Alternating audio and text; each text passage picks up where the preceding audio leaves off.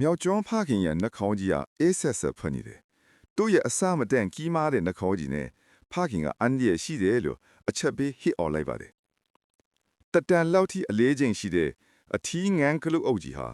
ကမ္ဘာပေါ်မှာအကြီးဆုံးတွားတတ္တဝါအဖြစ်ရပ်တည်နေပါတယ်။အရှည်20ပေကျော်လဲငန်းကလုတ်အုပ်ကြီးကတော့ဖမ်းမိတဲ့အရာအလုံးကိုဝါမျိုးချပစ်တတ်သူပါ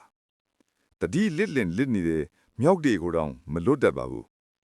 မြောက်မြို့နယ်ထဲမှာအကြီးဆုံးနှာခေါင်းကြီးကိုပိုင်ဆိုင်ထားသည်အဲ့ဒီနှာခေါင်းကြီးပြည့်စုံဖို့9နှစ်တိကြာရပါတယ်။ဒါပေမဲ့